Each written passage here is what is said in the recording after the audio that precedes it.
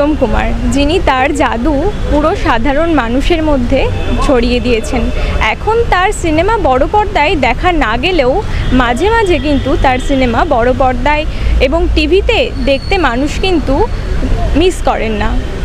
তেমনই আজকে নন্দনে চলছে উত্তম কুমারের সিনেমা। আগামী 4 দিন চলবে এই অনুষ্ঠান।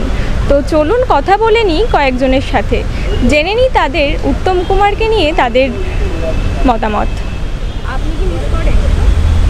আমি তো সেই সময়ে ছিলাম না, সেই সময়ে যেহেতু ছবি দেখিনি কোনো, আমি দিদার মুখে শুনেছি, দাদুর মুখে শুনেছি, মা মাসি বাবা এদের মুখে শুনেছি যে সেই সময় খুব ভালো ছবি হতো, খুব ভালো অভিনয় করতো সবাই, গল্প সুন্দর ছিল, এখনকার মতো ছিল না। তবে আমি এটা মনে করি না, মানে তুলনা করা মনে করি না, মানে তুলনার দরকার আছে বলে মনে করি না। সেই সময় এক ধরনের ছবি হতো, এই সময় এক ধরনের ছবি হচ্ছে। তবে এটা ভালো যে আবার উত্তম কুমারকে দেখা যাচ্ছে বড় পর্দায়। আমি যেহেতু ওই সময় জন্মাইনি, আমার দুর্ভাগ্য, আমি উত্তম কুমারকে সামনে থেকে দেখিনি এবং তার ছবি বড় পর্দায় দেখিনি। তো এখন সুযোগ হচ্ছে, দেখছি, ভালো লাগছে। এই আমি কিছুক্ষণ আগে 74.5 দেখে বেরোলাম। আবার দেখার অভিজ্ঞতাটা একটু দর্শকদের সাথে শেয়ার করুন। হ্যাঁ, নিশ্চয়ই শেয়ার করছি। আমার খুবই ভালো লাগলো। আমি এই প্রথমবার বড় পর্দায় দেখলাম 74.5। এর আগে তো ইউটিউবে দেখেছি, তবে কিছু কিছু জায়গা কেটে কেটে দেখানো হয়েছে, সেটা আমার খুব একটা ভালো লাগলো না। ওটা বোধহয় সময়ের কারণে হতে পারে, যেহেতু উদ্বোধনী অনুষ্ঠানটা একটু দেরিতে শুরু হয়েছে, তাই হয়তো ছবিটা একটু কেটে কেটে দিয়েছে। তো পুরো ছবিটা দেখালে আমি খুব খুশি হতাম। উদ্বোধনী অনুষ্ঠানটা যদি 2টো থেকে করে একদম 3টে থেকে ছবিটা শুরু করে দেওয়া যেত, আর যদি পুরোটা দেখানো হতো, তাহলে আমি আরও খুশি হতাম। এবার সবার উপরে দেখতে যাব, দেখি ওটা কেমন লাগে, কতটা রাখে, পুরোটা রাখে কিনা আদৌ। ভীষণভাবে মিস করছে। এই উত্তম কুমার এমন একজন অভিনেতা ছিলেন যাকে না বুঝলে বোঝা যাবে না যে কতখানি মিস করছেন।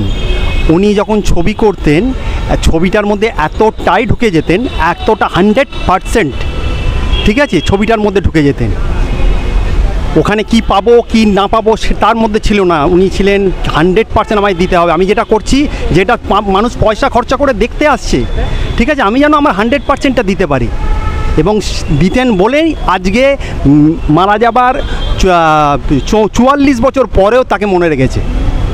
এটা চারটিখানি ব্যাপার না, সারা ভারতবর্ষের বুকে, আমি খুব দায়িত্ব নিয়ে বলছি, সারা ভারতবর্ষের বুকে অনেক মহান অভিনেতা অভিনেত্রী এসছেন, চলে গেছেন, কিন্তু এইভাবে মানুষের মধ্যে দাগ কাটা, এইভাবে দাগ কেটে গেছে। এবং 44 বছর পরেও এখনও এতটুকু জনপ্রিয়তা কমেনি।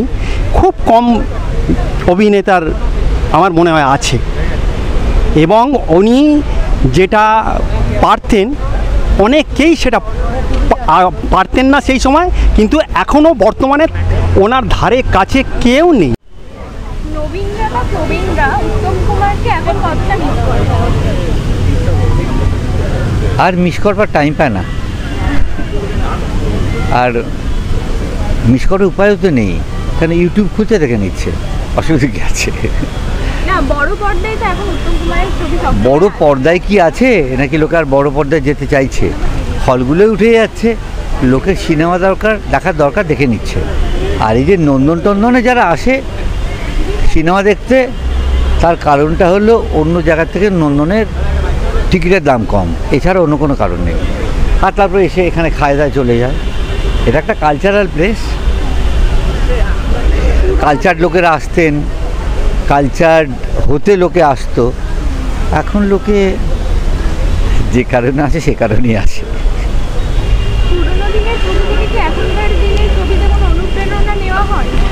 অনুপ্রেরণা কেউ নেয় না, নিলে ওরকম হিন্দিকে নকল করে কেউ ফিল্ম করতো না। আর ভালো ফিল্ম হতে থাকবেই, ভালো ফিল্মের তৈরি করার ছেলে জন্মাবে, ভালো পরিচালক জন্মাবে, তারা ভালো ফিল্ম হাজার আর্থিক বাধা, অমুক বাধা তমুক বাধা সত্ত্বেও করবে। সেটা দেখার লোক পাবে কি? আমরা যখন ছোট ছিলাম তখন হিন্দি সিনেমাতে বেশি লাইন পড়তো, সতীশ রায়, মৃণাল সেন এদের সিনেমাতে বেশি লাইন পড়তো না। তবে উত্তম কুমার একটা ভরসা ছিলেন আমাদের, যে বাংলাতে লোক টানার লোক আছে।